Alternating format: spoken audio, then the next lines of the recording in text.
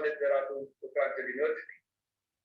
Thank you so much. Thank you so much, Professor Rajesh Bahuguna, for this generous introduction of mine and good words about my work. I'm very, very thankful to you and your team for giving me the opportunity to share my views on the topic assigned to me, which is related to assessment and evaluation. Now, in today's talk, I'll be unpacking my talk in three parts. The first one is introductory on the assessment and what, why, and how of the assessment. It will include the outcomes and generic attributes of the graduates also. A little bit about, in the second part, I'll be dealing with a little bit about the National Knowledge Commission 2007 report, then National Education Policy 2020, and online education and assessment. And in the final part, the results of two online surveys, first undertaken by me on the different stakeholders all over India with a sample size of 400, and the second survey again undertaken by me on different aspects of learning, assessment, and online teaching assessment as part of the diagnostic assessment with you all the participants. So I would appreciate if after completion of each segment of my talk, any one or two of you summarize my talk as a part of the exit ticket, without which I cannot understand that what you understood from my talk and what more is required, so that I can use some more tools from my toolkit. So in that way, now can I proceed for the lecture? Sure, ma'am. Sure. For that, I've already tried and requested Dr. Priya Lakshmi. She will be moderating the whole things. And indeed, our pleasure that you are here today. And our IQAC team, they are also watching you through YouTube channel. Okay. I requested everyone that we can have benefit of your experience also. And thank you so much, ma'am. Dr. Priya Lakshmi will be moderating in between. Okay, thank you. So I would like that there may be more and more questions. It should not be a monologue. You can ask me any question in between, because I'm not reading anything. I'm just explaining everything extempore. So starting with, I'll narrate one post on the social media, which came on the Facebook, though it was a closed group, but I could manage to enter in that group by a list of friends of friends of friends last. So that hundreds of parents of the engineering students of a prestigious institute with great name and fame, and which is within the top of 10 rankings of technology institute in India. So those parents wrote one email to the vice chancellor director of that institute that their children have used unfair means during online examinations.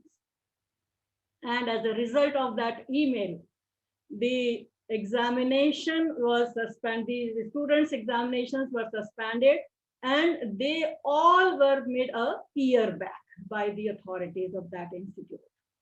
So why it happened? Who are responsible? What message it gives to the existing examination system? And many more similar questions that may come or that may crop up to your mind while discussing the teaching, examination, and assessment as a part of single loop, which is known as learning. So every teacher once was a student. Every expert was once a beginner. And we see that all of them have crossed that bridge that is called learning. So learning can't survive alone, because teaching and learning is a cycle, a process by which the teachers, they plan for what? Plan how to develop curriculum, what shall be the method of instruction, and what types of assessment shall be adopted. Then after planning the curriculum, it requires a brainstorming session. It's not like that is a one-way method or a one-line manner in which you can develop the curriculum. It is something like that. Brainstorming sessions are required for developing the curriculum, and particularly for legal education, what we require for planning is that there must be discussions with the academicians, discussions with the judicial officers, discussions with the advocates, discussions with the corporates also. Because law profession is a profession, or legal education is an education which is a combination of various things which we see in the society. So planning of curriculum is the first aspect of teaching and learning. Then second point is the implementation. So implementation of the plan, that is the curriculum, that simply means that how to implement, you teach. That is to implement the plan by teaching.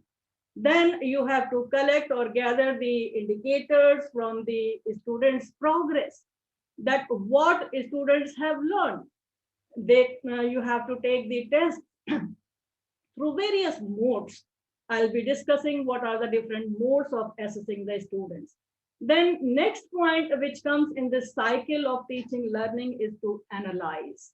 That is, identify trends, patterns, misconceptions, conceptions, and then decide what is needed more to reinforcement, re-teaching. That is, if the teacher is failing somewhere in its implementation of the plan, that is the curriculum, then it has to be analyzed that where there is a failure, the student is not coming up to the mark, then you have to reinforce the entire process, and then you have to replan. Replan, that is, refine the plan based on the analysis data. And but the objective is not to evaluate the validity or reliability of the assessment task, but to evaluate the alignment of the curriculum. So first of all, we have to focus on the curriculum, what we are teaching to the student, how we are implementing that, collecting the data, analyze that data.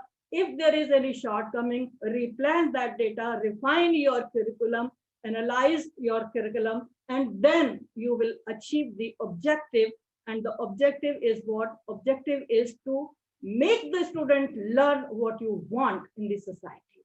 So the extent to which we see our legal skills develop, these are to be developed concurrently, these are to be developed consecutively, and these are required to be developed continuously. That is throughout the degree. It's not a one-time process. When we talk about the assessment, it's not a one-time affair. It is a continuous affair which we have to take care of in the society. So the objective is to discover whether the assessments are likely to require the students to use to reinforce the development, the skills that has been identified in the curricular objective in a critical manner. This should be the duty of the teacher while teaching. And the topic which is assigned to me, effective assessment and evaluation of students' performance in the law teaching. Now, the topic is, of course, confined to the law teaching, but assessment and evaluation is a matter which is to be affected, or which is affecting the entire academia in the society. So it's not confined to the law teaching. The method may to some extent be different, but teaching learning process remains the same. So it's effective assessment and evaluation. That's why through this diagnostic assessment, I could see that besides law, though law people are in majority, but besides law, there are people from management and other finance also. So teaching skills or teaching legal skills is an important service in a democratic nation, we all know, like ours. And teaching in law school is a great experience also for the teacher, where they teach to the mature and adult students. Why I'm talking about the adult students, that we are not teaching to the nursery, primary or secondary students. We are teaching the graduates, the double graduates. So they are adult enough, they are mature enough to understand what we try to make them learn. So this is something, a great experience for the law teachers. And for me, this is always considered to be a boon for me that I started my career to teach the PG students only. So I always have the double graduate in front of me. And this is one of the great experience. And for that, the passion is also required. It's not that by default one is a teacher. There must be some passion. And that passion should be reflected in your teaching also. So I recall my first experience or the first lecture that I delivered in the Kumaon University, because I started my career from the Kumaon University itself. And it was a 3-year LLB class, 30 years back. It was somewhere in 1991. And I was 25 at that time. So I supposed to teach some paper in this company law in a class of 60 students, where variety of students. I'm not talking in the sense of the diversity like caste, creed, sex, religion, etc. Diversity by virtue of their age group.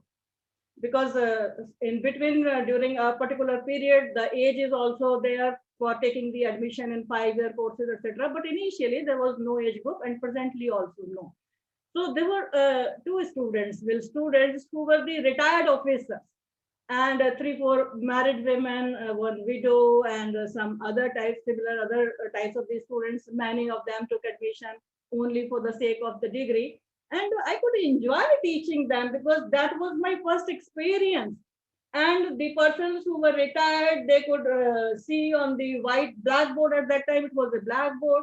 And sometimes they just put out their respect to see me, and then put their respects to see the blackboard. So this was something which made the teacher, the first teacher, nervous in the class also. But if you know the things, if you have the command over the subject, then all these things are secondary, and the passion which you have of teaching, you can enjoy teaching. So it was a bit tough to teach a class which has different types of the understandings and comprehension skills. There you have to coordinate as to what you have to teach, so that each student of the class could understand and comprehend what you are teaching. Because teaching is not information. Teaching is something which can develop the knowledge, the comprehension in the student concern. So now we find that more focused students, they come in the law schools by virtue of this integrated 5-year course. They are more inclined towards this course. And so here what I'm trying to emphasize is that the law schools, they must emerge in preparing the students as academicians, as practitioners, as counselors, problem solvers, and above all, the critical thinkers. Critical thinking is very important, which is the first and we can say the most important requirement of legal education. If there would not be critical thinking, we would not have the cases like Keshwaran Bharti, Navdeep Singh, or Maneka Gandhi like cases, because these critical thinking have given the area or the chance to the judiciary to respond on those critical thinkings. We could not have the Soli Sorabji or Nana Palkiwala type advocates with us with these type of critical thinkings. Then the scenario would have been different. So this is one of the most important, responsibility of the law schools, to develop these students so that they may have the critical thinkers in them, and they can enter the practice of law and deal with their clients. More important, the legal, the financial, corporate, and family matters. Different type of issues are to be tackled by these students. So they can pursue a career in academia. They can pursue in politics and government also. So they must be capable of working in a complex national and international legal community, because with the globalization, we see that there are consultancies, companies, they are giving their opinion internationally also. So we have to, prepare these students in that way, and so that they may be capable of working in this international, global, international legal community, wherein we find a frequent change in the laws. And it is not enough that a student should be aware, or a student should know the body of doctrines or the theories of law or the provisions of the particular act. No, it's not required. Practice demands a variety of intellectual, technical, interpersonal, or we can say the negotiable skills also. With the emergence of this ADR, alternative dispute resolution system, what we see is that these type of the skills are also required. So it's not that you memorize a doctrine like what is the doctrine of eclipse or what is the doctrine of severability. You must know, but it's not required that you learn these things, because these things are available. You must develop something which is intellectual, technically available in you, which you can, react, or which you can respond when there is a requirement of these type of the things.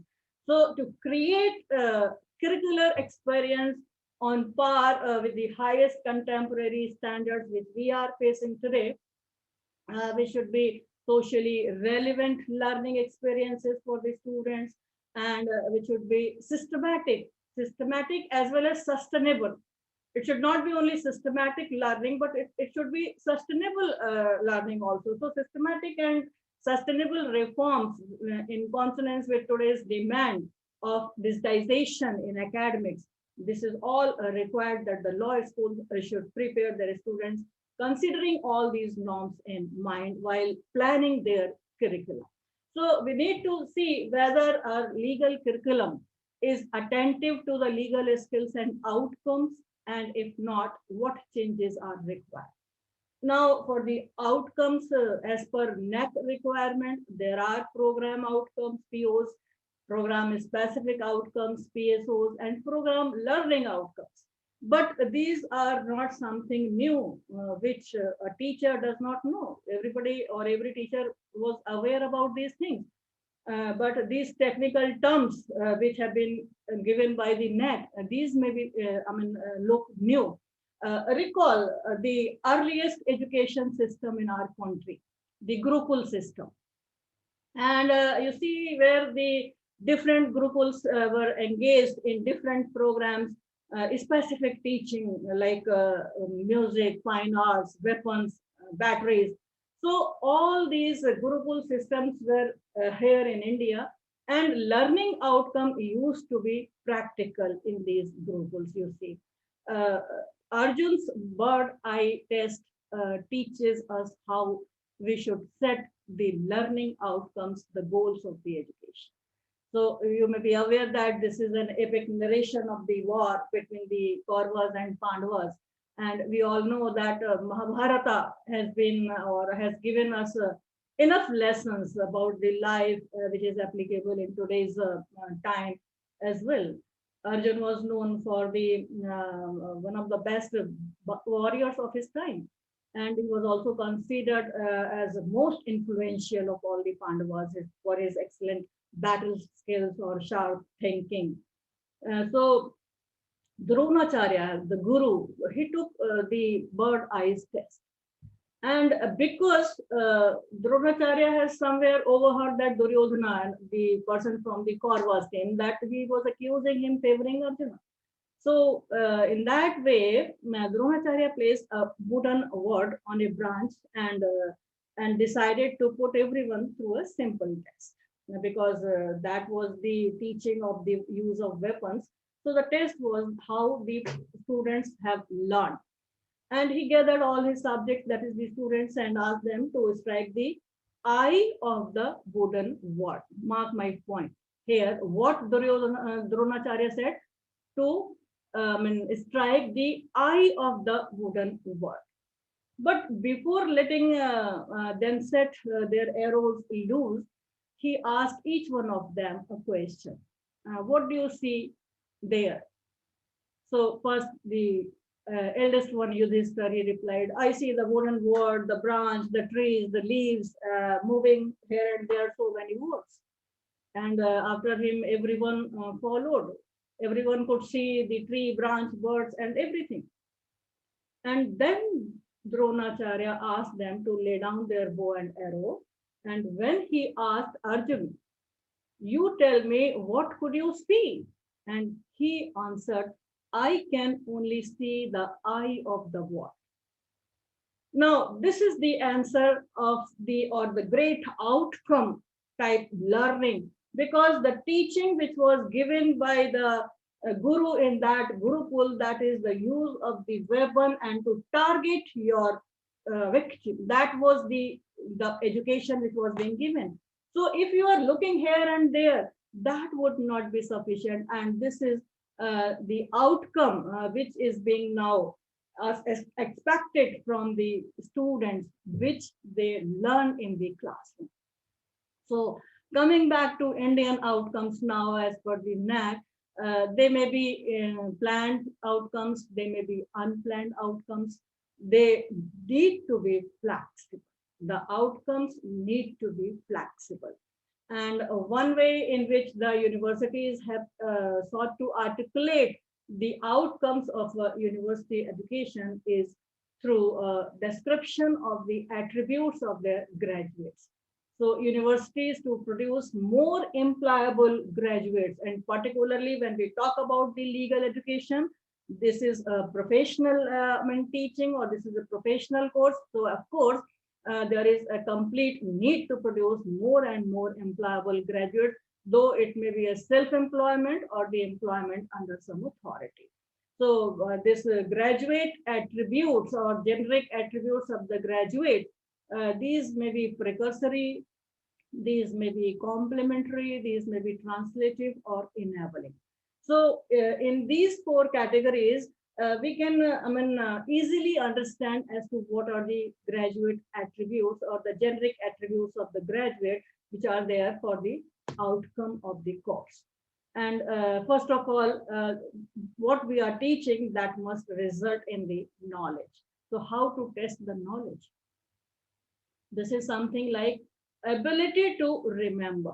Knowledge, that is something related to the ability to remember, and which we examine in our traditional system through the examinations, that we just give the questions to the students, they memorize, and then they write down the answers on the basis of their knowledge, what they are remembering, what they are recalling, or by their rote learning also.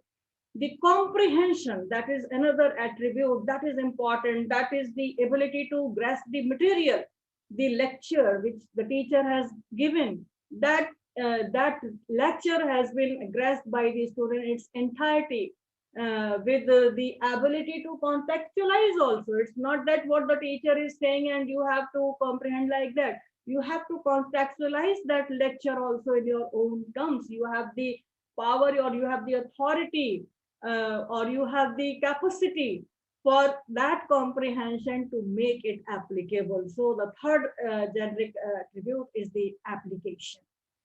That is ability to use what is learned. So clinical courses in legal education that we see are one of the example of this generic attribute of application of the education. That we can say it's a shift from the black letter law or the textual law to the law in action or law in reality. So application is very important for the legal education, which is one of the generic attributes. And then to analyze, the ability to analyze the material with different points of view than the teacher. So whatever the teacher is teaching in the class, then the student must have the ability to analyze the material, and the student must raise the questions from the teachers. And teacher should not teach just to convince the student that whatever I'm talking, whatever I'm teaching, that is enough, or that is okay. No, the teacher must teach in a way so that the students may agitate, the students may raise the question. The student should not be convinced with the teaching of the teacher concerned, but the teacher should say something, teacher should teach in a manner so that the critical analysis of the student may develop in the classroom, and they may ask the question, they may be curious about the things, and the letting the students curious, this should be one of the art through which the student can analyze. Then another attribute is the synthesis. Now, synthesis is said to be an ability to create something new from different components, different sections, different subsections, or the parts of the existing material. For example, if I talk about this Navtej Singh Johar case, so most of you must have, read this case, Navtej Singh Johar. So this case is to be read along with the constitution, the rights of the LGBT, the international law on that part, the family law of marriage and succession, the employment law, and many more issues can be read together to analyze and to synthesize Navtej Singh Johar case review. This is something that the student must have the ability to create something new. There is a decision of the Supreme Court, so don't go through the decision alone. You have to synthesize the existing material, different component sections. Keshwaran Bharti, very important case on basic structure. Okay, so in that case, you can also synthesize the law of property. With this Keshwaran Bharti case, if you go through the case, you'll find that that is a case related to the law of property. So you can also, synthesize that basic structure with the law of property. Then basic needs, law of poverty, religion, so many things you can synthesize. So a teacher should teach in a way, or this is one of the generic attribute of the graduate, which he must have after learning the course, after learning the particular chapter or plan, that he should have to have the ability to create something new or synthesize from the existing things. And lastly, the last attribute of the graduate is the evaluation. Evaluation, that is ability to judge.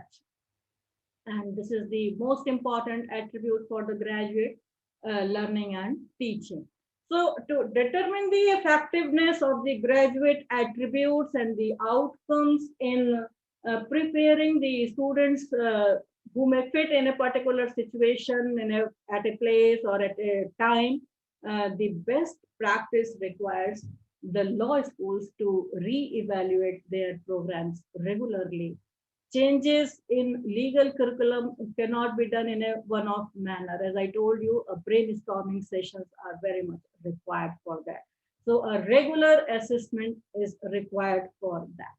And it is therefore appropriate to consider that how and to what extent these assessment tasks are providing opportunities to practice and to demonstrate the variety of legal skills which that curriculum seeks to develop. But before proceeding further to what is assessment, why assessment, and the purpose of assessments, let me clarify one thing very quickly: the difference between assessment and evaluation. The term assessment is derived from the Latin phrase that is ad sedere, that is to sit down beside. Assessment is something, a systematic collection, you can say, or it is an ongoing process. The collection of data to inform the teachers, to inform the instructor, and primarily we see the assessment should provide the guidance or the feedback to the students. And the purpose of the assessment is just to increase the quality of the student.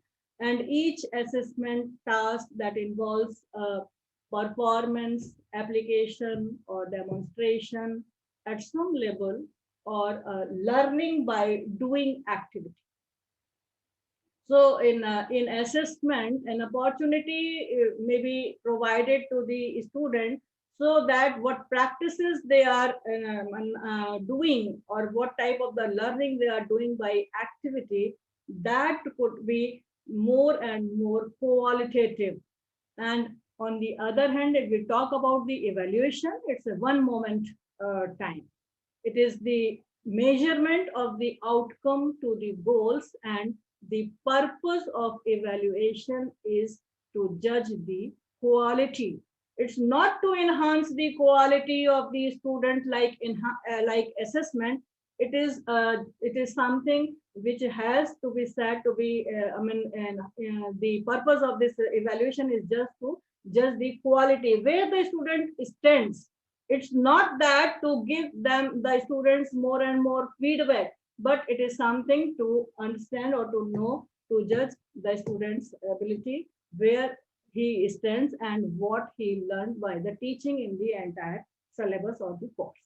So now the question is, what is assessment? Assessment is a tool for learning, which is basically used to determine what students know, to determine what students need to know, what the students have learned, and then to plan the instruction and teachings so that they may help in the progress of their students.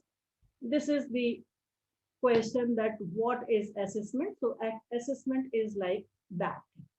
The next question is that why do we assess, or what is the use of the assessment? So the main purpose of the assessment in educational institutions is just to determine whether students are learning what we as teachers believe they should learn, or to discover that students have achieved the learning outcomes of the course studied or not. This is the basic purpose or the use.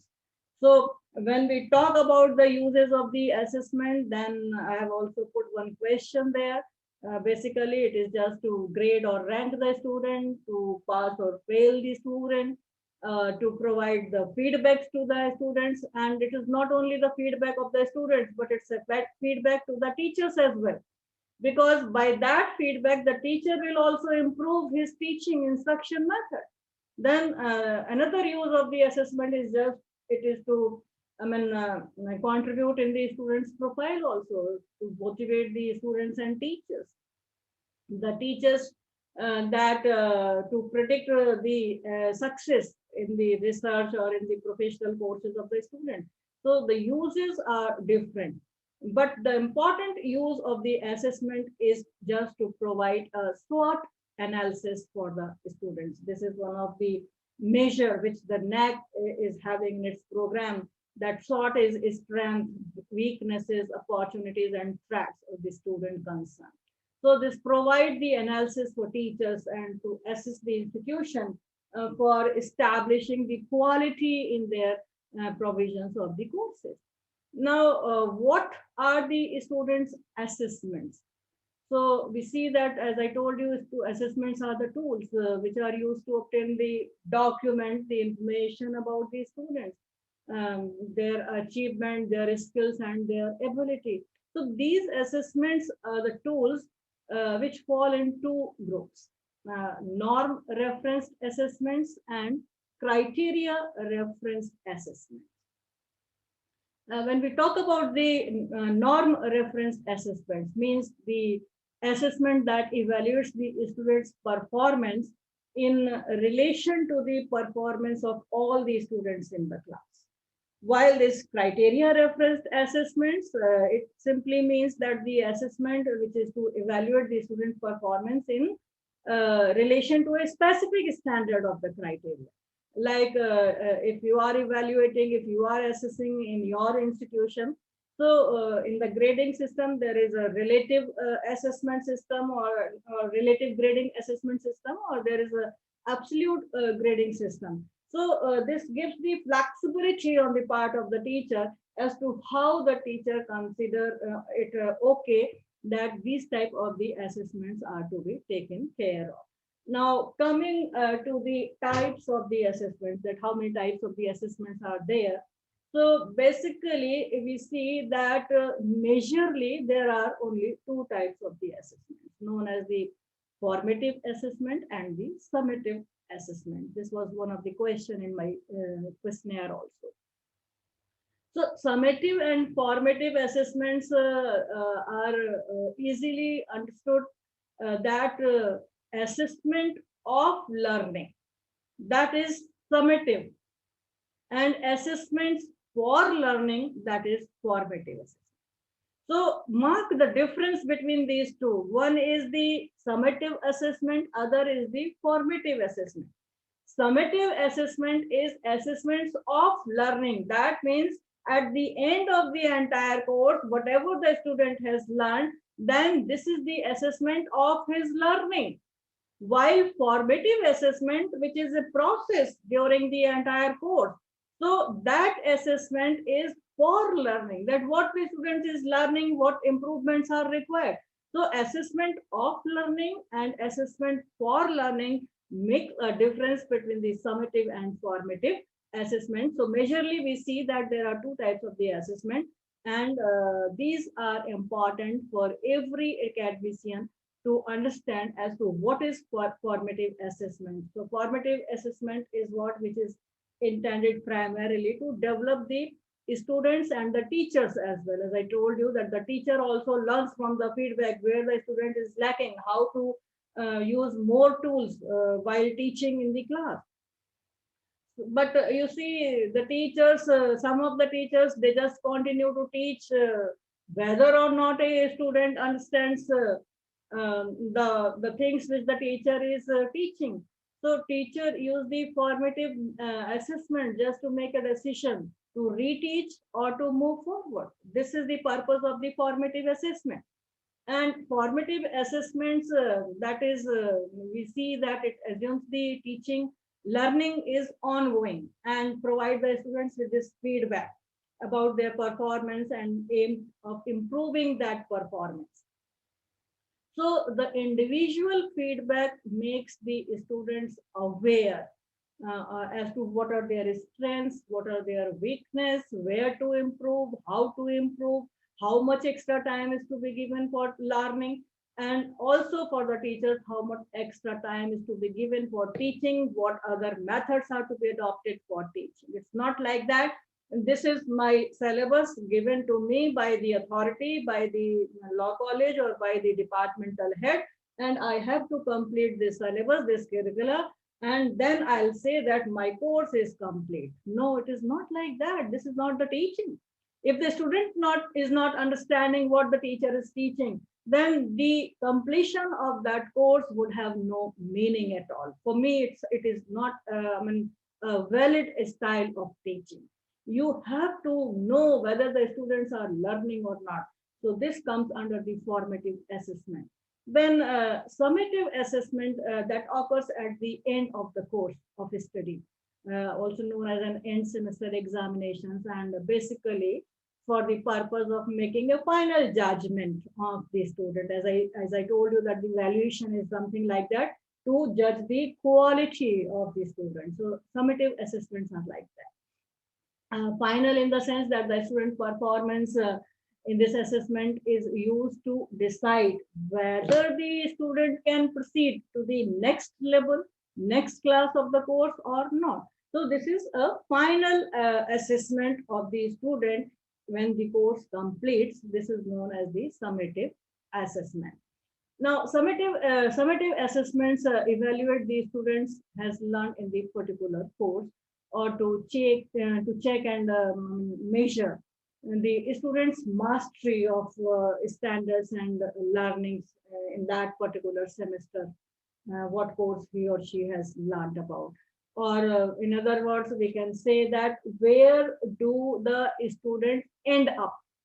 So this is the formal assessment that occurs at the conclusion of the learning process, and to evaluate the achievements of the students as per the learning objectives.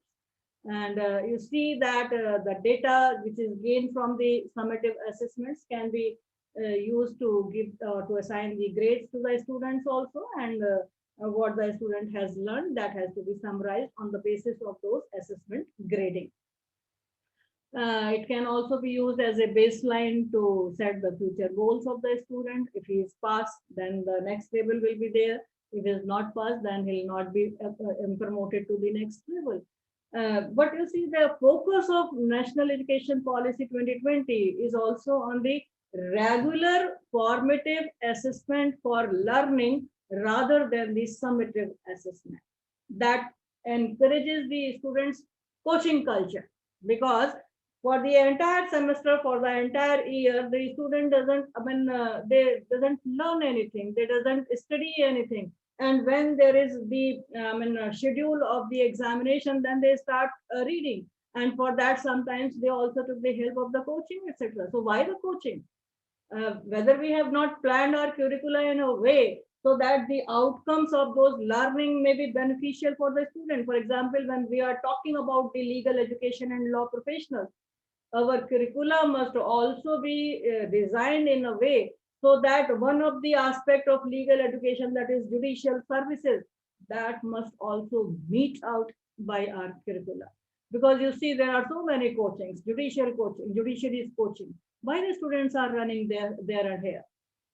It is perhaps our syllabus are failing to reach the legal education desired outcome. So for this, it is essential that not only the syllabus, but the elements of assessment must also be designed properly. And for that, what are the basic elements of assessment design? That it should be precise. The precision is one of the basic element of any assessment. A precise assessment measures the student's knowledge and skill, not their misinterpretations or lack of unrelated background knowledge. So you see that when the teacher is conferred with the authority to assess the copies of the students or to assess the students, what type of the training they have? They don't have any type of the training. So sometimes you see that precision as how to assess, that is one of the essential elements that sometimes lacking in the teachers. So that must be assessed as per the question, that must be assessed as per the teaching in the class. The second element of the assessment is the unbiasedness. So an unbiased assessment measures the students' knowledge and skill and do not measure the differences among the students because of their personal characteristics. Because while I was going through the open-ended answer of the survey, I could see that there are teachers who discriminate among the students also. So this unbiasedness is one of the essential element of the assessment. And then scoring an assessment that has an appropriate scoring strategies to be there, which can measure the students' knowledge and skill, not how the assessment is scored or who scores it. It's not to be based on the individual approach. So for that, relative method of assessment, which is flexible, that can be used for scoring. And then the assessment validity should be valid and reliable also, because the issues of validity and reliability are the heart of the assessment, are very important for the assessment. An assessment that has instructional validity, if the contents matches with what actually we have taught in the classroom. So does each assessment item align with the standard you intend to teach and measure? This is important. Does the assessment items reflect the appropriate level of your rigor? That is important. And the assignments we design, that constitute the means by which we assess the students' learning. Therefore, the assessment should be aligned with the course goals and the objectives, what outcomes we need to have to the student. So assessment should be consistent with the pedagogy. Now, for example, if I have to teach the topic on Hart-Fuller controversy, what should be the expected questions in that Hart-Fuller controversy? That is, what is the main disagreement between the two authors, Hart and Fuller? What would Fuller say in response to Hart? Why might Hart and Fuller have different views on the same topic? A teacher must frame the question which are consistent with what he or she has taught to the student. It's not like that you have to critically analyze the things. If you are not teaching that critical analysis, you cannot ask the students, because the assessment at that time would not be proper. So coming to again to the assessment, there are different kinds of the formative assessments. As I told you, majorly there are two, formative and summative. Then we find that these formative assessments are of different types, different kinds are there. And we can use different types of the assessment. So to know where the student starts and what is his education and where he ends up. So where do student starts? Then there are two methods. One is interrogative and other is suggestive. Now I'm giving you two examples. First, I'm teaching to you what, in your opinion, are the class participation measures.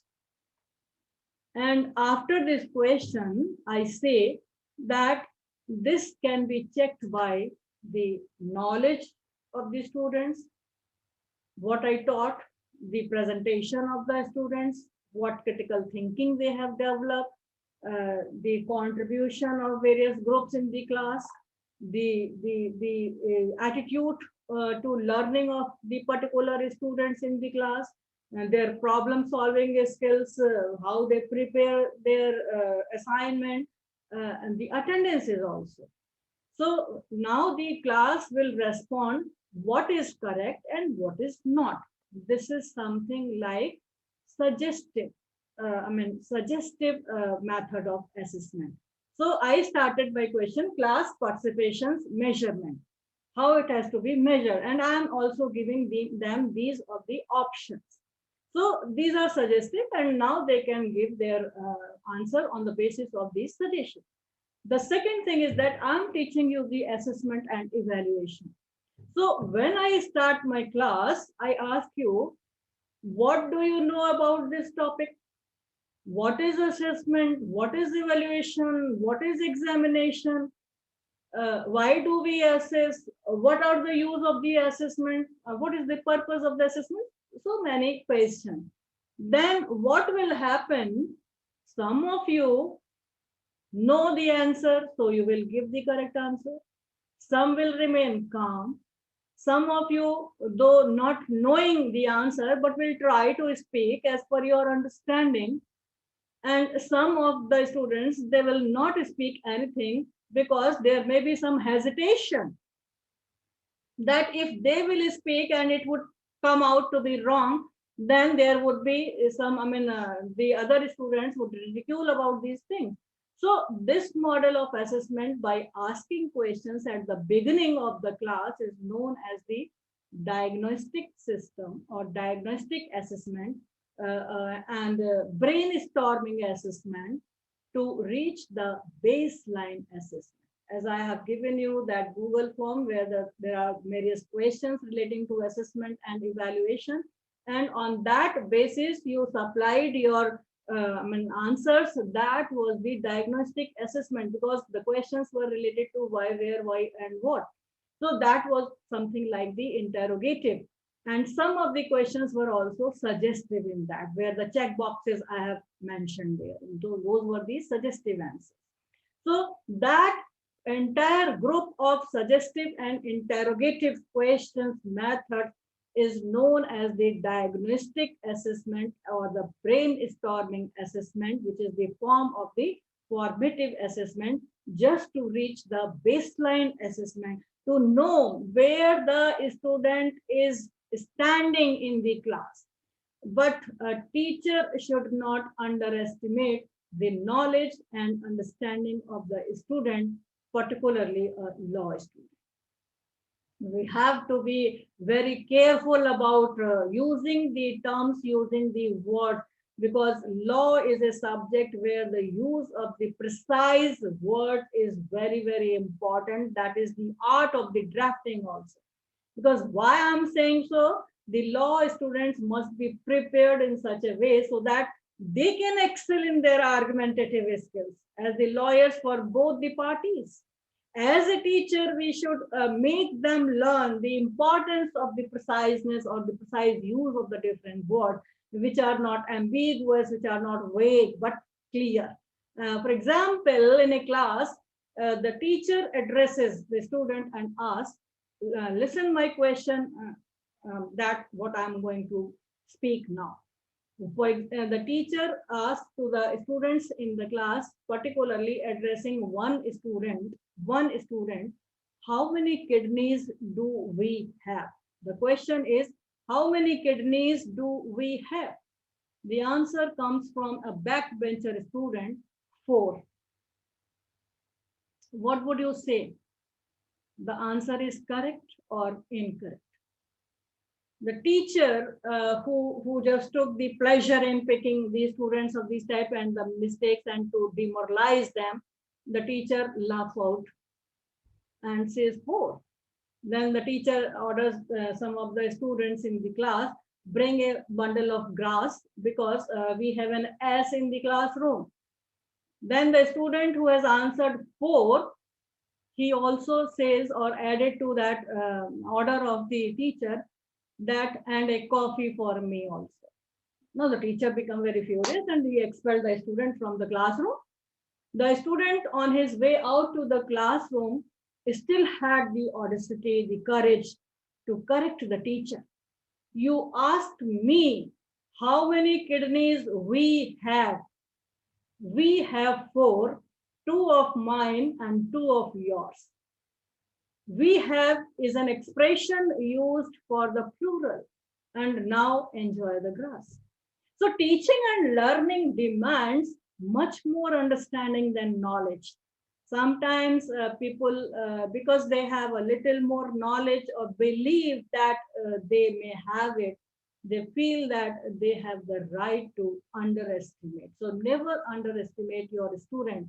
Understand, try to understand what they are saying, try to use the precise words which you are teaching in the class. That is very important. So diagnostic assessment, brainstorming assessment, and the baseline assessment is something which is to gauge or to check the prior knowledge on the topic, or to say that this assessment is used to check the knowledge and skills of the students before a unit, a chapter of the syllabus starts.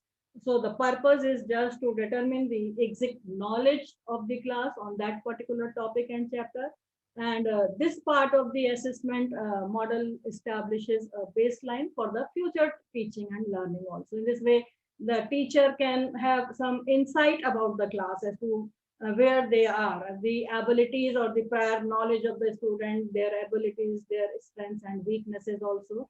So it is easy to know what students know before entering the class.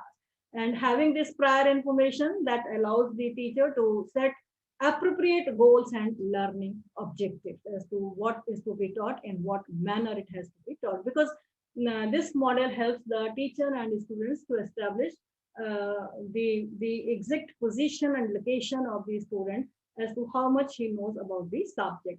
So activities are suitably open and non-technical questions. It should not be like you are teaching to the first semester students and in the very first class of the contract, for example, you are asking under which section consideration is defined, and tell me the exceptions, 1, 2, 3 exceptions, which are there given in the act, because you never have told the students what you are going to teach tomorrow. You have never, the student has never attended any class on that subject, and you are directly posing this type of the question. So rather you may ask what do you know about consideration, instead of under which section it is defined and in what terms it is defined. Do you think that consideration is an essential or the essential for the valid contract? And what in your understanding this consideration means in the contract? So these type of the questions may be there, but not very technical and specific questions in the diagnostic assessment. This can inspire, encourage, and stimulate the students to express how much they already know and understand about the topic. And this may be particularly important when the students they come from a variety of backgrounds, with some having studied aspects of the topic before, either independently or with some other teachers in different colleges and in different universities. For example, like a student who did LLB from your own university and later took admission in LLM program in the same university.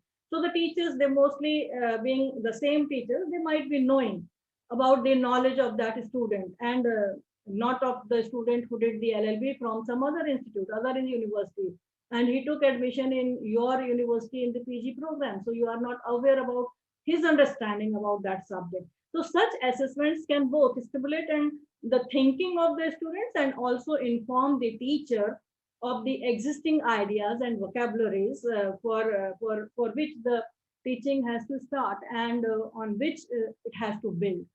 Because when we ask the question in the classroom at the very beginning, then it gives the idea to the teachers also. It gives the vocabulary to the teachers, and then the teacher builds on that vocabulary, on that ideas which the students have given on that particular chapter or topic. So this baseline assessment can be especially valuable for students who are new to the schools and universities, college, whose educational history may be less known to the teachers, and for teachers to start with the class on the existing ideas, considering as to what are the basic qualifications and knowledge of the student in the particular subject. Then after where to start, the teacher need to see what is their education like. It's a type of the formative assessment, and this stage of the model examines the strategies that the students are using outside the class to learn the skills and the concepts. Something like a self-report technique is often used for that purpose. And students can provide useful reports about the kinds of the pedagogies, the supportive practices, and the assignments in which they are engaging. Because when you say that you come tomorrow by studying all these things, and I'll be teaching this thing to you tomorrow. So the students, they come back with learning something, with studying something. So what they have taken from the outside sources, that is also very important. So what type of the teaching or what type of the education they have learned from there. This is another type of the formative assessment. If I'm teaching the Constitution, I said, tomorrow I'll be teaching you equality. And then the next day when I go to the class, I ask them, from which book you have studied this equality. Some would say, give the name of one author, the other author, or the other authors, or some websites, various things are there. So in that way, you know the different type of the teachings or the education of the student in that class. This is another type of the formative assessment, that you assess the students that to what extent they have studied from a particular book. If I'm saying that I'm teaching from the Sirbai book, the Constitutional Law of India, and the other says that he has studied some other book like MP Janvi and Shuklaji and Pandey or something like that, then we can understand the change, that what is the idea of the student for going to that particular book. So these can help answer questions such as how the students practicing, how much and what kind of the efforts they are expanding, how engaged they are.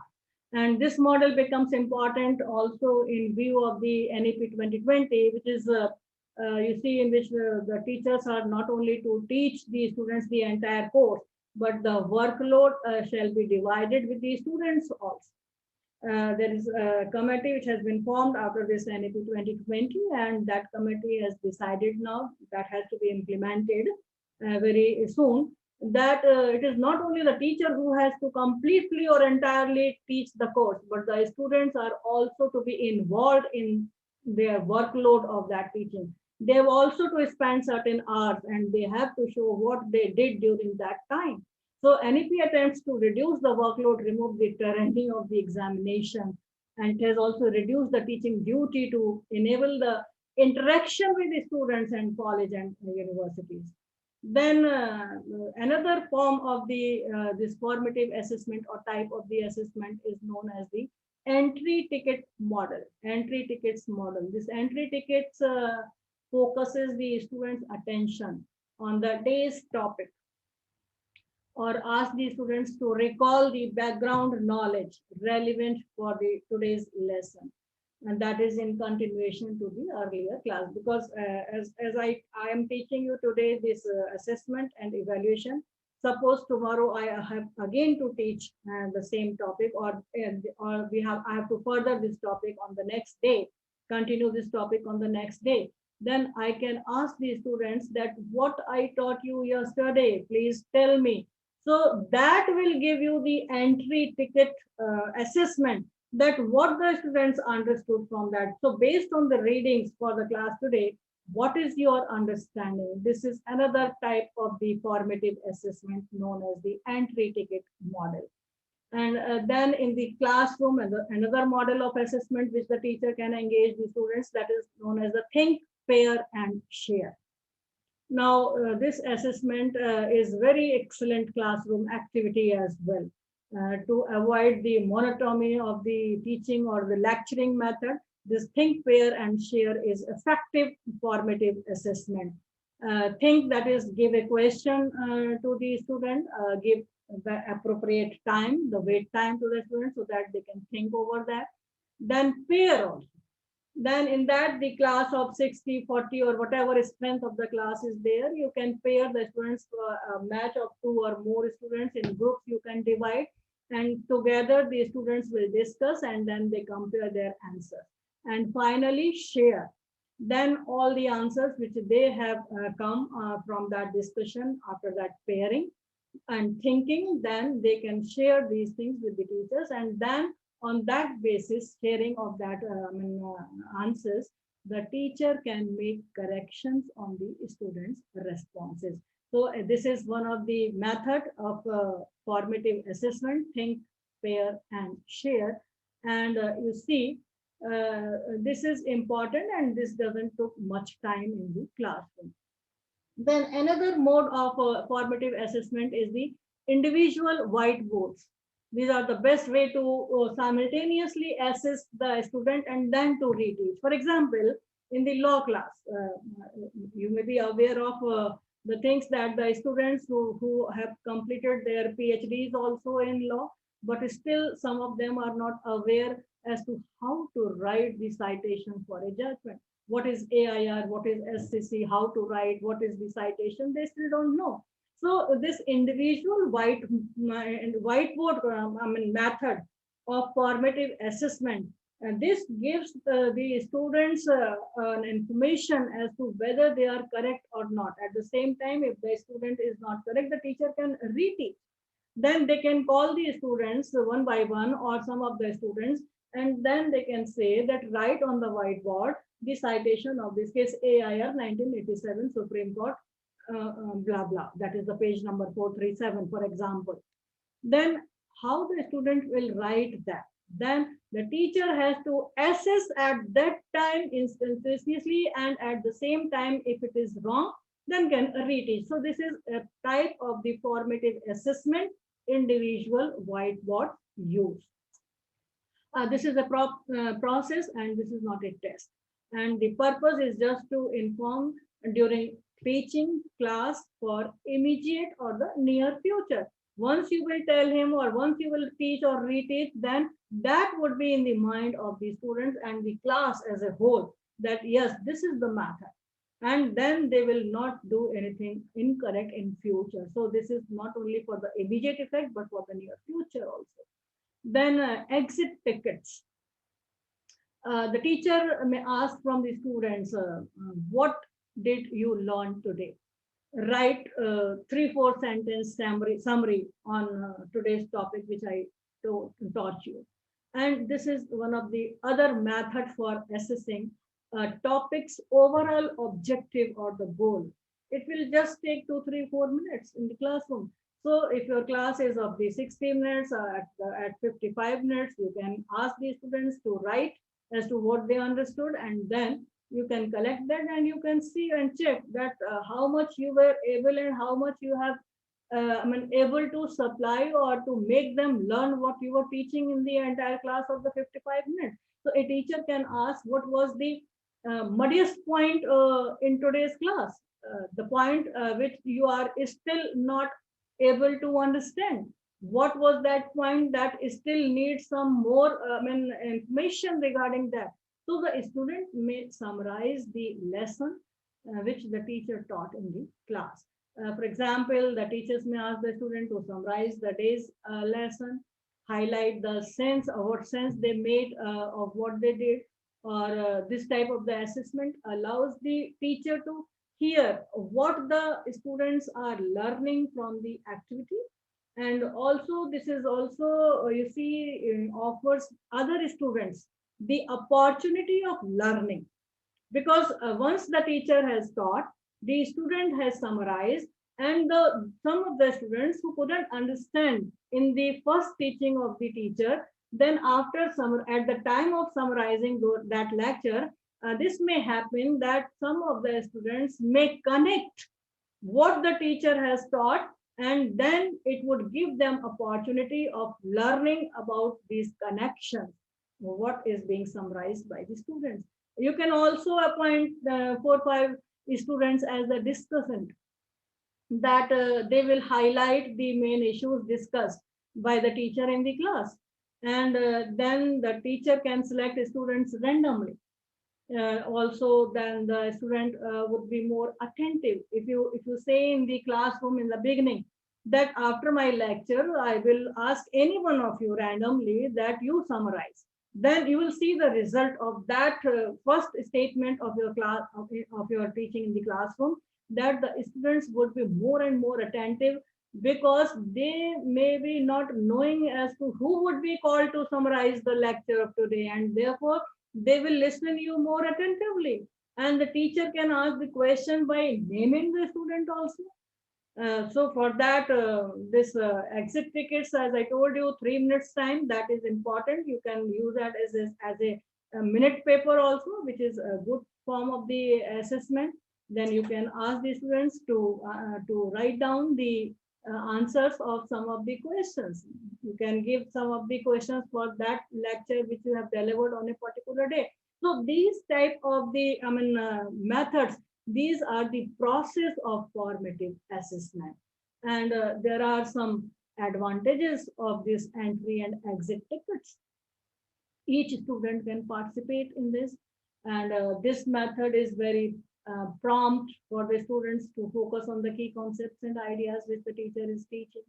In the minimum time, the teacher can know the progress of the student also. And on this, or we can say, this is also said to be some of the thing which is high return of the information for the amount time you have invested. In 55 minutes, you are able to know that the 60 students are able to understand what you have taught or not. So this is a very good investment in the students also for your teaching style.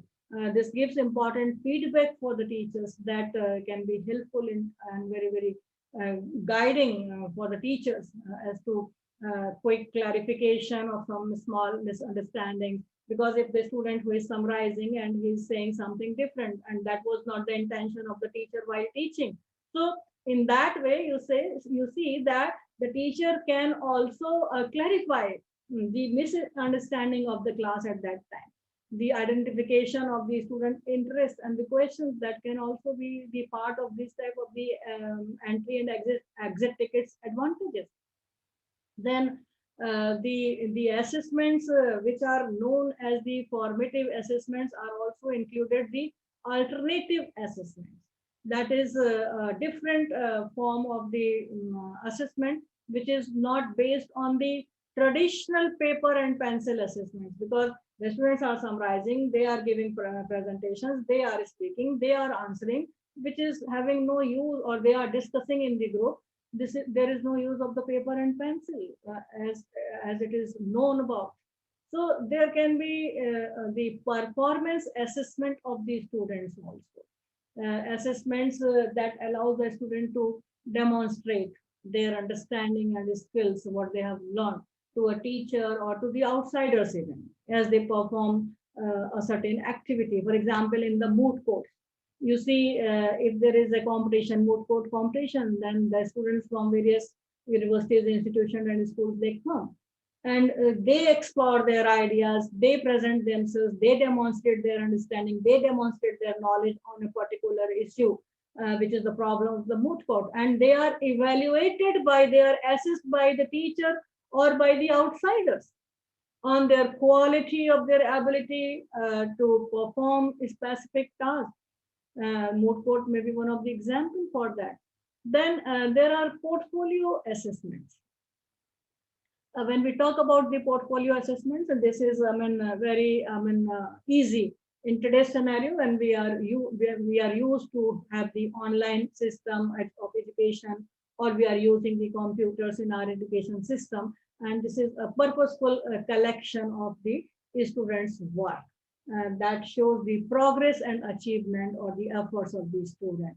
There are three term papers, and if the student has done well in the first term, then something more better in the second and the third, then best of two, like things, or various assessments in between class you have taken, then you can put all these grades, marks, etc. of the assessment of the particular student in a portfolio. And that portfolio will be useful when you are going for the summative assessment at that time. And you need not to recall what the student and what type of the students in a class of 60 or 80. So that portfolio is very important, and you have to prepare that portfolio just to analyze and to review of your judgment as to what was happened and what the student's presentation like that, or what are the presentation skills of the student. You can recall from going through that portfolio. Then authentic assessment is important. When we talk about the authentic assessments, then the assessments that require the students to perform the complex tasks, representative of the activities, which is actually done in out of college or universities settings. For example, legal awareness programs, legal aid programs, field studies, and these are the asset. These are to assess the results as an outcome of the students' efforts for making someone aware about their rights, or to do something as a part of the pro bono or as a part of their legal awareness program. And that would be very, very authentic assessment, because if as a part of the legal aid program, the students, they have been gone to some of the nearby area or some village, and the villagers, they are saying that they are not able to have their ration cards,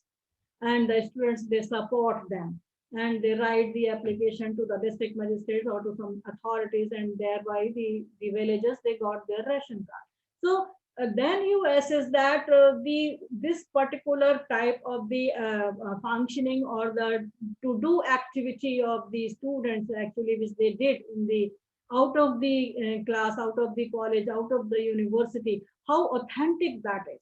So this is the authentic assessment, and then each assessment task involves the performance of the student, the application of his knowledge, and the demonstration also.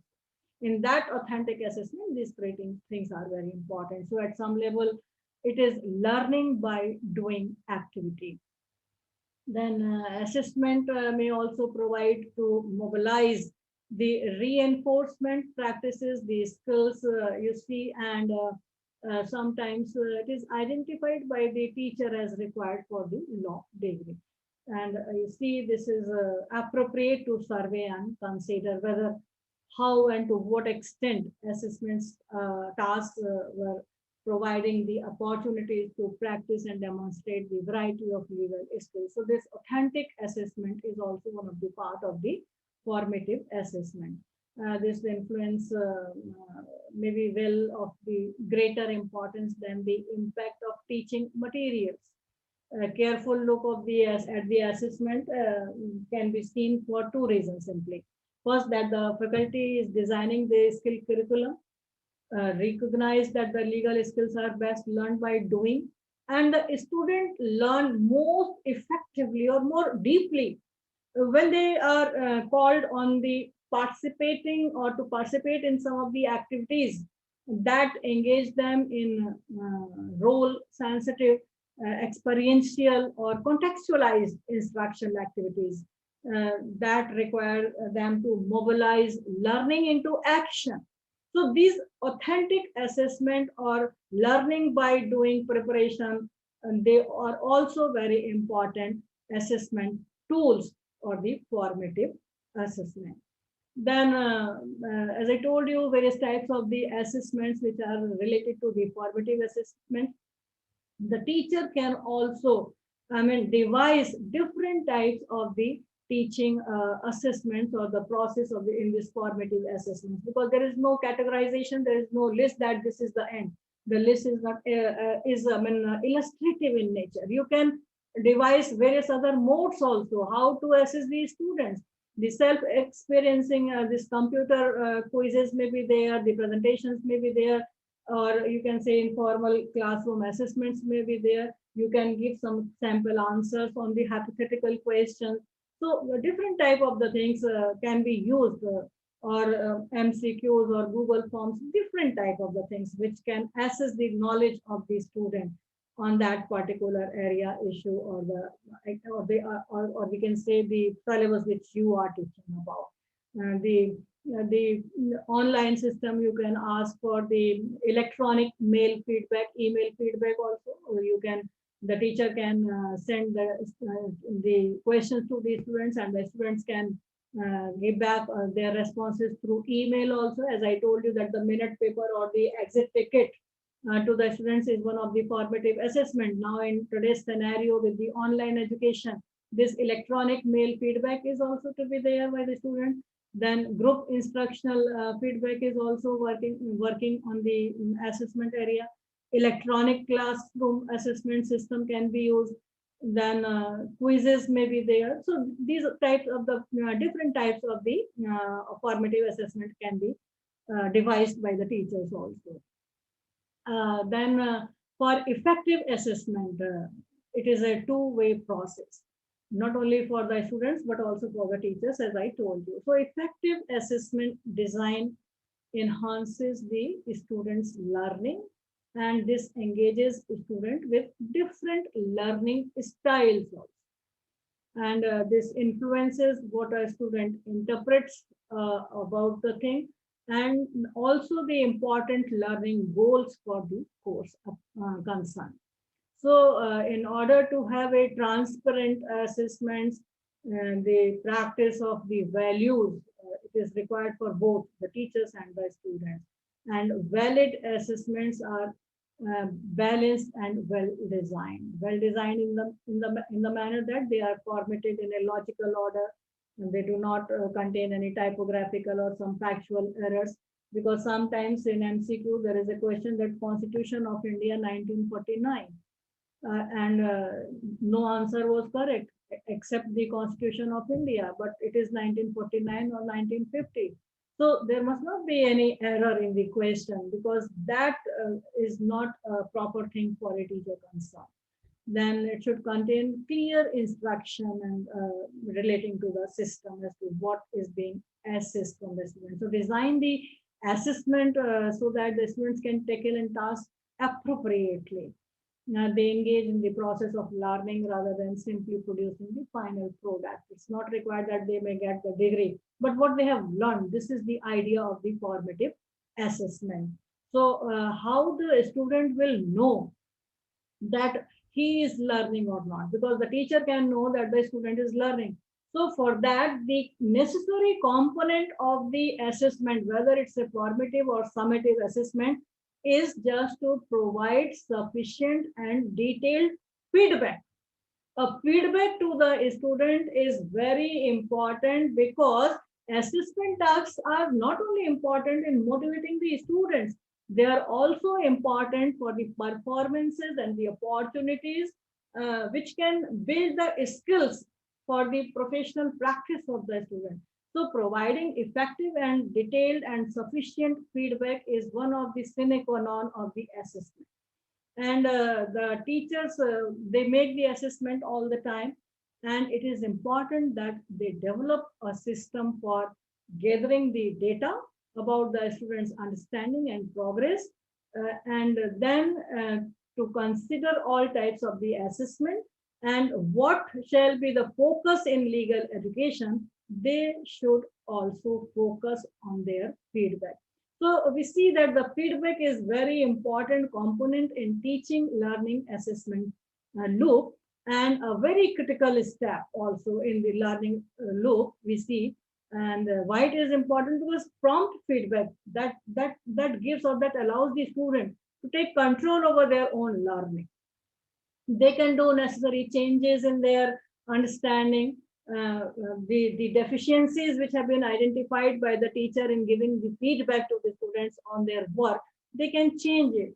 They can improve in that, and they can also adjust their approaches to the future learnings. So feedback is very important, and knowing that what the students know and do not know, that focuses students learning. And for this learning loop, we see that the student needs to several chances during the semester to reflect on what they have learned, because formative assessment is a process. As I told you, it's a continuous assessment which runs to the entire semester. Different types of the assessments are to be there, and the student can learn accordingly on the basis of their feedback. They can improve themselves, because this is one of the important feature of the assessment, to provide the feedback, and that feedback of the valid, reliable or fair assessment system. That is one of the important thing, that if you have done the valid assessment, reliable or the fair assessment, then your feedback will also be valid, reliable and fair, and that will give more and more chance to the student to learn and to improve himself. So feedback should be more work for the student than the teacher. Teacher should design feedback as a part of the system. Teacher should provide comments and use focused feedbacks. It should not be that you are good or you are bad, you did this good, you did that bad. No, you have to give a very, very, systematic or focused feedback. So providing feedback to the students is not solely a cognitive exchange with the students. It is intertwined with issues of the affect, motivation, the self-esteem, self-attribution, or we see the self-concept of the student, self-efficacy, and one's belief about the nature of learning and how to improve in that. So there is a distinction between feedback that emphasizes learning goals, which are associated targets, and feedback that focuses on self-esteem, trying to make the students feel better. You must have seen one of the post on the WhatsApp groups various times, that out of 100, only 10 marks were given. So the teacher has made 25 square 4 and then given 10 marks. So how you feel better to a student, that is also very important. So feedback are often linked with the giving of the grades and other rewards, punishment schemes as a part of your assessment. So focus your feedback on the student's learning or action. The student can control. They can identify the errors clearly, and they can outline the options for actions which are reasonable for the next assessment. And you have to avoid the personal comments, which can reduce the student's sense of competence. So these type of the things, they are not to be the part of the feedback. Provide them a timely feedback. Timely means that if you are taking the exam in March and the summative exams are going to be happen in June, and then you are giving the feedback in the last week of the May or the first week of June, then that would not be the timely feedback. The student would have no chance to improve. The feedback must be very, very timely, and that is given while while it matters to the student and can be used to improve the future performance, because feedbacks are always for the improvement in the future performance. So give them the sufficient time to improve. Feedback should be very, very timely, and it should align your feedback with the aim of the assignment. You are trying to increase interest and motivation with the students, or just to promote the reflective learning, or just to identify and correct the misconceptions, misunderstandings, or the things which the students has not understood during your teaching.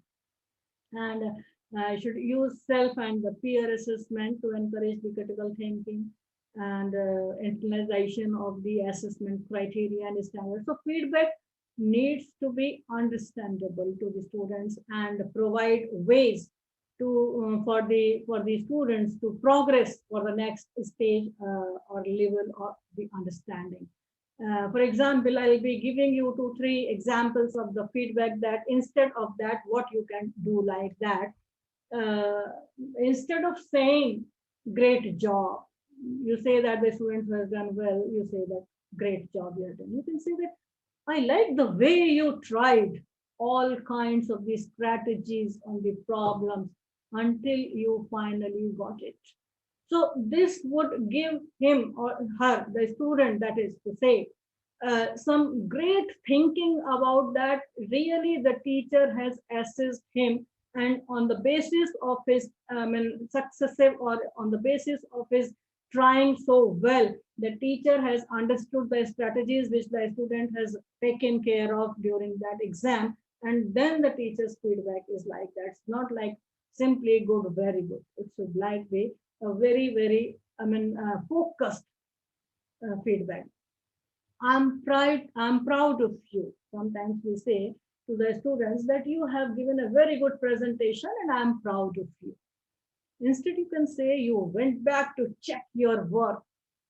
That extra step was a great idea, what you did. And this is important, that you are improving. You have improved from the earlier presentation to this presentation. You got an A. So those extra problems you did really made a difference. And that's why in this semester exam, in this assessment, you got A instead of your earlier grade. So these two type of the feedback will really improve the student to learn more and more and to improve their performance in the learning career. And this will also be important for the students because they can achieve their potential, what they are having. Then besides formative assessments, there are summative assessments. That is the another type of this assessment system. And as I told you, summative assessments assigns the grades or otherwise indicate the extent to which the students have achieved the course goals. So summative assessments usually take place at the end of the semester. It is also known somewhere as a do or die final exam with no feedback. Though in our university, students are shown their end semester answer sheets also before the declaration of the results. So we give them the feedback, but at that feedback has no chance to improve or to do something good in that semester only. So feedback means that you are giving the chance to the student to improve in the same semester also and at the next level. And the summative is something which is end semester examination in most of the law school courses. The only assessment we see that is the experience of a 3 hour or the end of the semester examination. The student, they appear there, they answer the long questions, short questions, different type of the things are there. But they are not given the feedback whether and to what extent they are learning. They have learned the materials before the prior to the examination. So most of the schools, law schools, final exams contains no feedback to the students other than a score or a grade. And this is the, the worst part of the summative examination or the assessment, which is there. And you see, as I told you, the NEP has now changed that they are more focused about a regular formative assessment instead of the summative assessment. Similarly, if we see National Knowledge Commission 2007, under the chairmanship of Sam Pitroda, the report was given in 2007 regarding legal education point by the Committee on the Legal Education. And that also recommended regarding the examination that the simple end semester or the year annual examination does not encourage the necessary analytical writing skills or communication skills of the student. So semester year end examination, they are the problem oriented. They should be problem oriented and not to test the memory of the student. Because in 3 hours by closed book examination, you have given the questions, the student has to answer, to memorize the things, what is the result of the rote learning, and then to reproduce the same thing. If the memory is good, the student will get good marks, though he is aware of the things or not, he can apply that knowledge or not, what comprehension he is having. That is not material in this type of the examination. So this National Knowledge Commission report also said that this system of the examination is not good. Rather, it should be problem oriented, and it is not to be testing the memory of the concern. The internship programs and the critical, these are very critical for the professional educations like legal education. So learning in real world settings, that is essential instead of writing for 3 hours in the examination room. Similarly, we see the national education policy also focuses on the practical learning more than the rote learning, along with the assessment reforms. And you see, they are not in favor of the summative assessments. They are shifting from the summative to the formative assessment, which is more competency based, and that promotes learning and development, and test the higher order of skills of the student or the examinee. They can do the analysis, they can design or develop the critical thinking, and they may have the conceptual clarity also on that basis.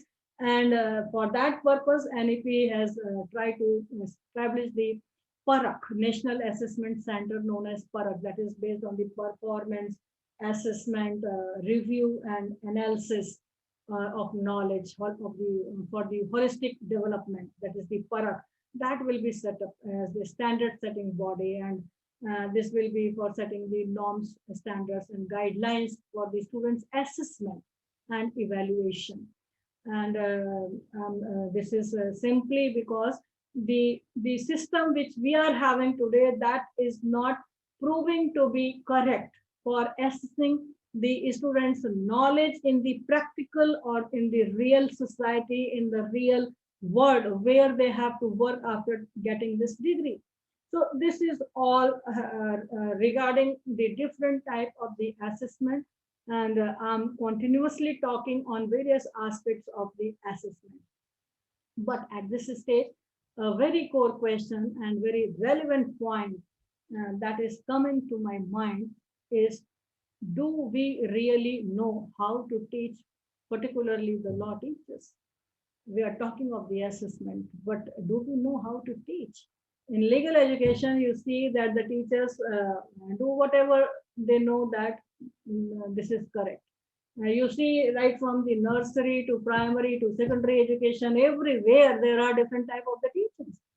They are TGT teachers, they are PGT teachers, they are doing a B.Ed or M.Ed, they are LTC, BTC, various type of the teacher training programs are there. But for law teachers, what is required? Only a NET qualification, and now in 2021, the PhD degree is also required for the university appointment. Besides that, what type of the training the law teachers are having as to how to teach, how to assess these students. When we are not a good teacher, we cannot be a good assessor also.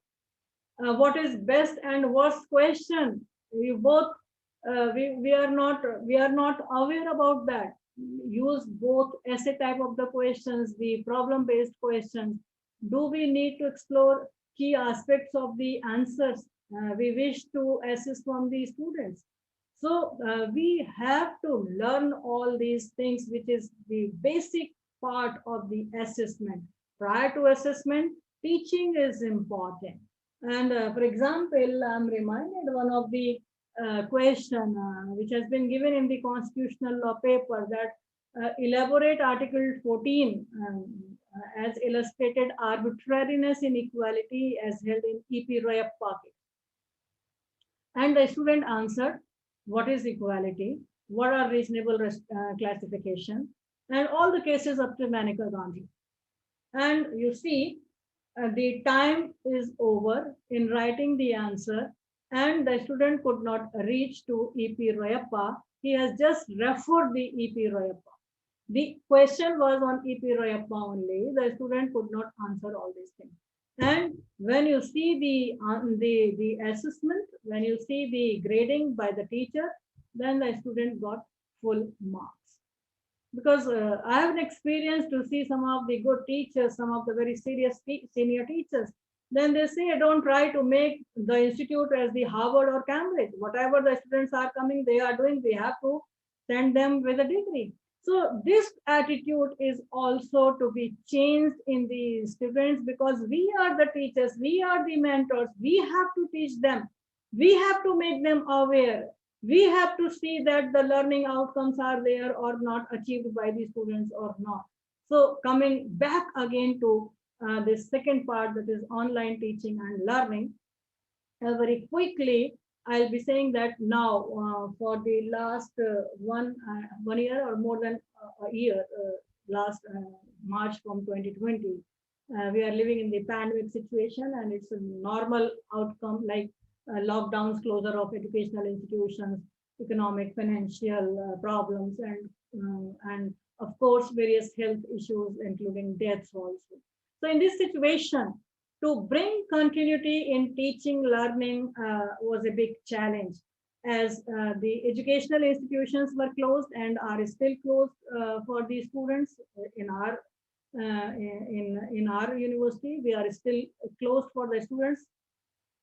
So the practice prevalent in the universities and law schools was to deliver lectures to the students in class through face-to-face classroom setting. Now, though distance education mode was also established in India through IGNOU and many other open universities in 20th century. And as per UGC regulation of 2020, open and online education, 40% courses are to be taken through online mode via MOOCs. And UGC and the HRD ministry, now it is Ministry of Education, that has also launched the MOOC program in India for the higher secondary and for the master's and bachelor's degrees. That is, we are having e-Pathshala, e-PG Pathshala, Swayam Prabha, and many more MOOC programs in our country. So 40% courses are to be taken through online mode via MOOC. So in this scenario, the educational institutions have no other choice except to accept the new technology for online education. And there were orders, circulars from universities, UGCs, and others to switch on to the online mode of teaching. We can term this as a forced choice, forced by circumstances. With online teaching, we started with a great challenge of the digital divide. What are the different online platforms for the teacher to teach? How many of teachers were aware of the Google Classrooms, Moodles, LMS, and similar apps? Online teachings, major drawbacks is the students are not close to the teachers, like teacher and student bonding. There is no eye-to-eye contact that teacher could assess what he or she is teaching. That is understood by the students or not. These are the drawbacks. And at the same time, how many teachers leave students were aware of the online mode of teaching? Nevertheless, with all problems, constraints, and divide, we are all trying in one way or the other to teach our students through online mode.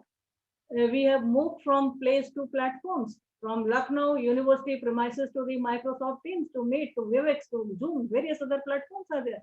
But you know that in US since 1999, they were having this online course on the JD, Juris Doctor. Similarly, this distance education was also started there. But in India, we have, late in that way.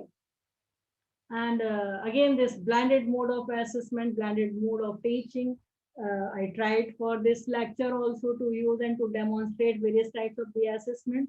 And it was my verbal presentation survey through the Google form, and also by sharing my screen with the result of the survey. So I tried in the sense that I'm not trained in this, but I tried. So to check the baseline, I have conducted a survey with 400 responses, which include the professors, associate assistant, the teachers, advocates, judicial officers, and the second survey with you with the 38 participants therein. So I would like that very quickly, if you can allow me to share my screen, then I can show you the results. of my survey, which I conducted on your performances on that particular point. So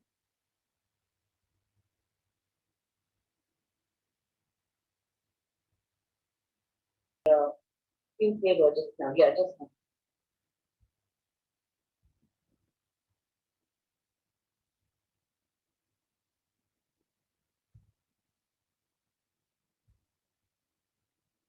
is it visible now?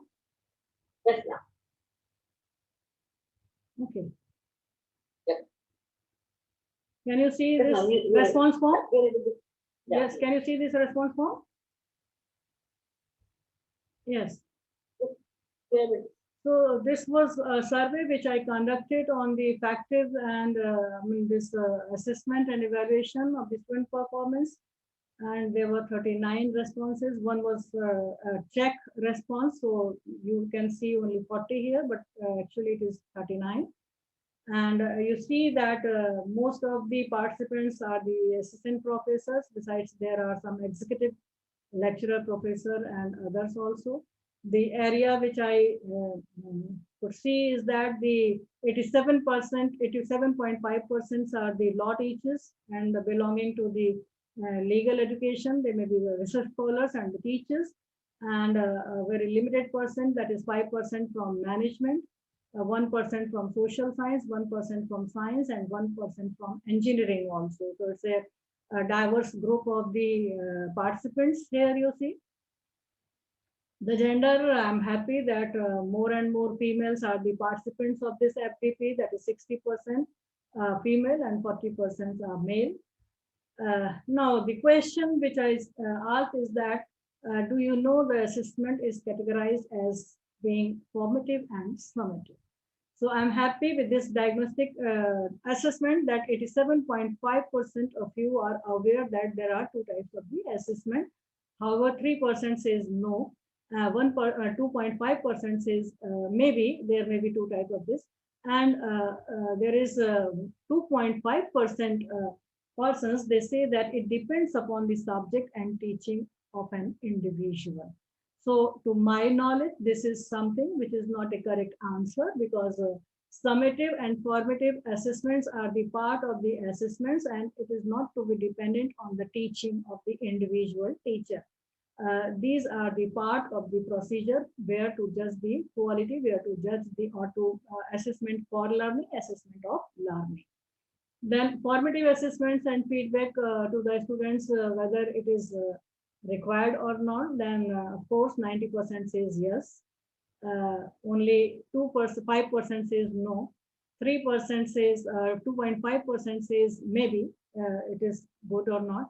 And at the same time, 2.5% says that the description formative assessment refers to a wide variety of methods. So he is not agreeing with this, that feedback is required. Assessment and learning are closely linked. Yes, 90% says yes, and 1% maybe, and 7.5% says no. However, it is important to know that assessment and learning are closely interlinked. So whatever we are teaching and the student is learning, we can take the assessment of that learning only. So they are closely interlinked. Now this is a checkbox question, and here you see the maximum percentage, that is the 87.5% says on the question that whether this feedback is a critical step of learning loop or not. So they say that students have learned, teachers assessment, student performance is a part of learning loop. While other answers are having 62.5% and 42.5%. However, I must tell you that all these three answers are the correct answers. Here we see a distinction of the opinion among the participants without a suitable program to provide students timely feedback on their performance, the learning loop is broken. And you see 15, that is the 37.5% agreed, 14, that is 35% neutral, 7.5% disagreed, and 12.5% strongly agreed. So agreed column is strongly agreed, and agreed, you see, it makes almost 49 or 50%, while the other 50% are either strongly disagreed or not agreed or remaining neutral. So the neutral is a very large number, 35%, nearing to the agreed, that is 37.5%, which is not the correct assessment, because when we say that a timely feedback is required for the performance of the student, because it is breaking the learning loop. That is the correct idea, because if you are not telling the student or not giving the student feedback timely, then they cannot improve themselves, and then they cannot learn, and that learning loop will be broken. And then teachers should engage in the other variety of the activities.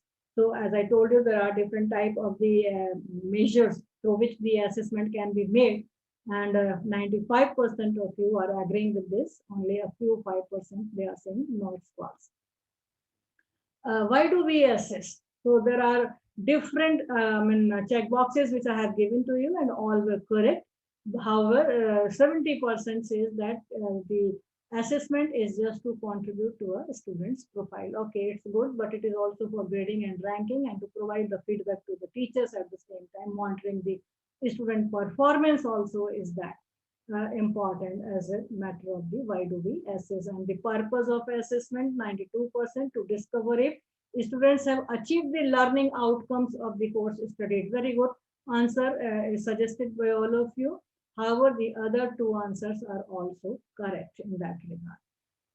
Why should we need to be a valid, reliable, and this fair assessment system? More than one answers can be taken by that. And again, 82.5% a system that improves learning skills, and 82.5% to know about the students' achievement of these skills and ability. So I'm happy with the answer that maximum of you understood as to what type of the assessment should be there. It should be valid, reliable, and fair assessment. Then regarding the assessment tasks which provide the significant skills to the practice and performance opportunity to the students, you see that 57.5% agreed. However, 20% is strongly disagreed, and 7.5% and then 7.5% disagreed. So the ratio of agreed and disagreed becomes 27%, while some of them became neutral, and they are not agreeing with that. The question is correct that the assessment tasks provide significant skills, practice, and performance opportunities for the student. Then examination are the most popular form of the assessment in the universities and law schools. Agreed, maximum of them are agreed, but there are some 17%, 5% and 7% who remain neutral. So I don't know why they become neutral, because examination system are the most popular form of assessment, and everybody must be aware, and those who are participating in this FDP, they must have crossed all the barriers of the examination during their colleges, schools, universities. So they must be knowing that, yes, this examination system is there. So how they became neutral and how they are not agreed with this, it's not rightly understood by me, and they may be better aware as to why they have, put this take on this particular option of not agreed or disagreed. Then a review of the assessment practice across the curriculum. Maximum of you are in favor of this answer, and that's the correct answer. At the same time, here it is, does assessment provide students with the important cues about what type of learning is valued? So 35% says maybe. Basically, this is a question which is related to the learning, improvement in the students, whether they value the feedback which has been given by the teacher, what type of the assessment has been done, what they have got as an information from the teacher. So that is a clue that they must be aware about, and that will enhance their value education also. So this was the question, and 60% of the participants understood this comprehension. Then another is, mostly, tilted towards the agreement of this question regarding the skill curriculums and the impact of assessment tasks. Very few are against to that. Current assessment practice fails to achieve this learning outcome of the course. Again, you see 52% agreed and 22% neutral. So to take on the neutral column or to take on the maybe column is one of the aspect which is not giving a teacher or a student or the participant that much of the confidence to know as to what to do. They are not stable in their understanding, in their comprehension. So only then this type of the answers comes. So we see that 22.5% is coming from the neutral. Again, this do or die or the final examination, 60% says yes. And you see neutral remains 17.5%. And so survey of the students' perception about the progress semester or the email, through email you can take this. 57.7% says yes, again 25% neutral. So I don't know whether the teachers who are participating, they are giving online classes or not. They are habitual of these online classes or not. In the last 1 year, we are all engaged in the online classes. So this is a question. This was a question related to that only. And then assessment system, that is the objectives or all that. So here the questions are rightly ticked by many of the participants. Then method of examination, 51% says open book examination, 31% says closed book examination, and 12% says takeaway examination. Still, some of the participants says that sometime open book and sometime closed book, and open, preliminary, objective type, and descriptive type questions. So this is their thought, and I appreciate that these type of the combined system may be adopted in the examination. Should not be totally open book or closed book or takeaway, but different type of the assessment systems may be adopted. So here I'm happy with the answer which is given by the participants. Then regarding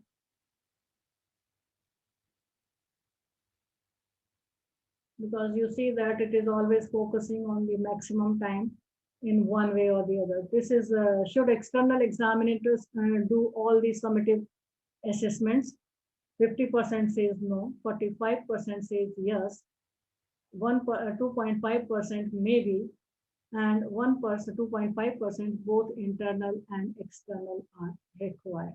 So it depends on the authority concerned as to what type of the system has been adopted. And as per the CBCS system, you see 50% of the core papers are to be done by the external examiners, and this is the rule, and we have to follow that as we have gone for the CBCS system. Regarding internal system, again you see the result is just opposite to that. You are saying yes, then here again this is no, and there is no difference in the opinion of that. Then regarding online platforms, how many of you are teaching online and what platform you are using?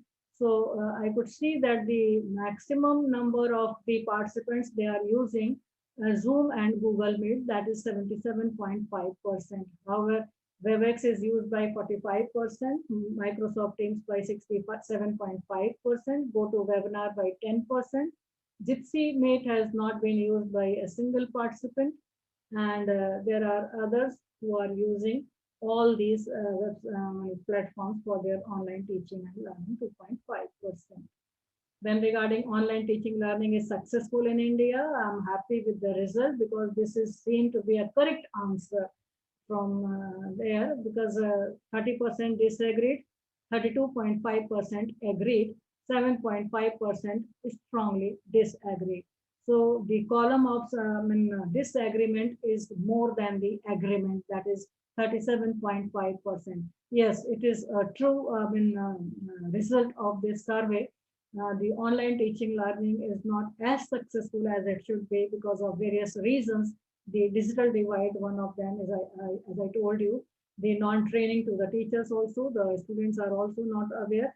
However, 27.5% participants, they still neutral on this very clear question is not understood by me.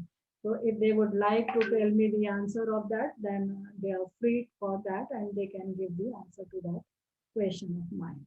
So this was the result of my survey, which I did on the wall.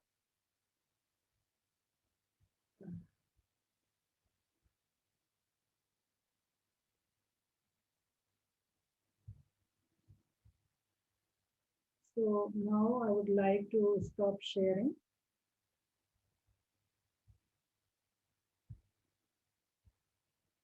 And finally, I would quote an English proverb that is, a hard beginning makes a good ending. So believe in formative assessment more than summative assessment. Believe more in assessment for learning rather than assessment of learning. And continue to mentor your students, not only during their studies, but in their profession too. As we have chosen this legal discipline and the students will be appointed in different legal fields and area where we are working. We have academic experience, academia, litigation, judiciary. So unlike teachers in other disciplines, say literature, social sciences, where teachers may have personal experience but not academic experience like we, the law teachers, we can mentor our students for the future also. It's not only that when they are students in the classroom, only then we have to mentor them